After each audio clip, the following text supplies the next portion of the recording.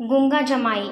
दोस्तों, अगर किसी के अंदर कोई बड़ी कमजोरी हो और वह उसे पूरे समाज से छिपा ले, तो क्या वह हमेशा छुपा सकता है?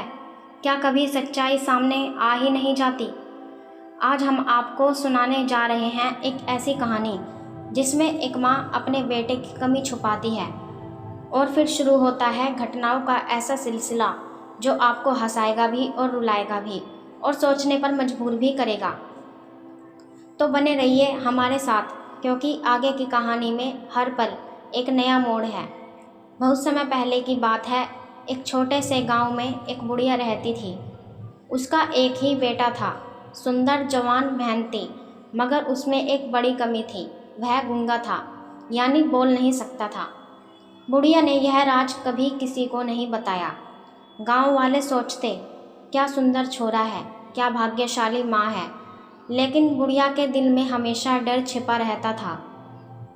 अगर यह राज खुल गया तो इसका रिश्ता कैसा होगा। समय बीता और आखिरकार बुढ़िया ने किसी तरह जुगाड़ करके अपने बेटे की शादी कर दी। लड़की सुंदर थी, पढ़ी लिखी थी, मायके वाले भी बहुत अच्छे लोग थे, मगर यह रहस्य उनसे छुपा लिया गया कि लड़का गूंगा है। शादी के कुछ दिन बाद पहला बड़ा त्योहार आया, होली। परंपरा के अनुसार ससुराल से न्योता आया, दामाद को लेकर आइए, हमारे घर त्योहार मनाइए। यह सुनकर बुढ़िया की चिंता बढ़ गई। उसने बेटे को समझाया, बेटा, ससुराल में सब लोग तुझसे बात करेंगे, तू किसी से ज़्यादा बोलना मत, इशारों में ही काम चला लेना और कोशिश करना कि वहाँ एक ही दिन रहकर लौट आना। याद रखना, तेरा राज किसी को पता ना चले। बेटा सिर हिलाकर चल पड़ा। दिन में वह ससुराल पहुंचा। रास्ते में थका तो आंगन के पास बने कुएं के पास जाकर बैठ गया। इत्तेफाक से उसी समय उसकी सास पानी भरने आई। उसने दामाद को नहीं पहचाना और समझी कि कोई नौकर बैठा है। उसने बाल्टी का सारा पानी उसके ऊपर उंडेल दिया। जब उसने पलटकर देखा तो दामाद ही था। शर्म के मारे उसके हाथ पांव कांपने लगे। अरे राम राम, पहली बार दामाद आए और मैंने उन पर पानी डाल दिया। मगर दामाद बहुत होशियार था। उसने हाथ के इशारों से बताया, माँ जी, मैं तो देखना चाहता था कि आपके कुएं का पानी कितना ठंडा है। अच्छा हुआ आपने खुद ही मुझे अनुभव करा दिया। सास ने राहत की सांस ली।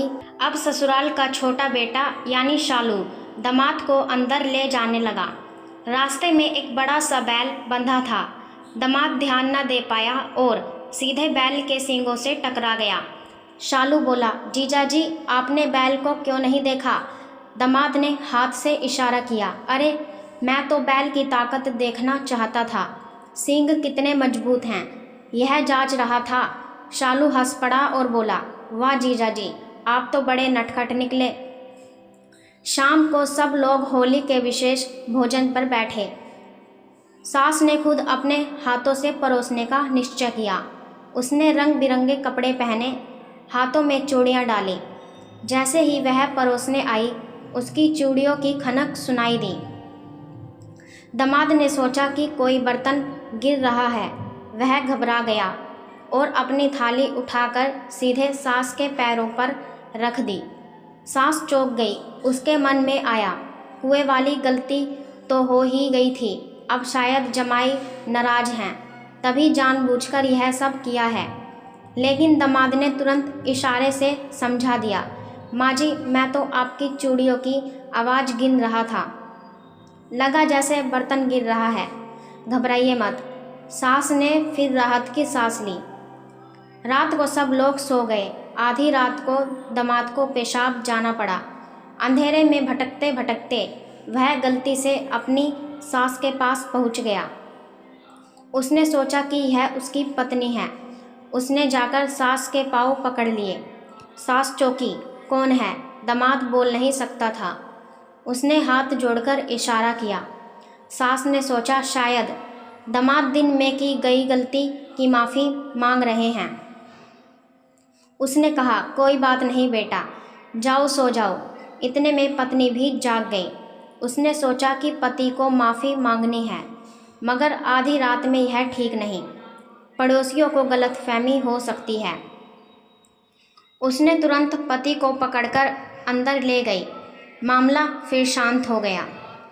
सुबह दामाद उठा और तुरंत बोला इशारों से, मुझे बहुत काम है, अब मैं चलता हूँ। ससुराल वालों ने बहुत रोकना चाहा, लेकिन वह नहीं रुका। गांव लौटते समय वह मन ही मन खुश था। वारे अकल, तूने मेरा राज छिपा लिया, किसी को भी पता नहीं चला कि मैं गूंगा हूँ। दोस्तों, कहानी हमें सिखाती है और हंसाती भी है। एक बात तो साफ है, कभी कभी इंसान अपनी कमजोरी को छुपाने के लिए बहुत चालाकी दिखा देता है, लेकिन क्या सच्चाई हमेशा छिप सकती है? नहीं, एक दिन तो सच सामने आता ही है।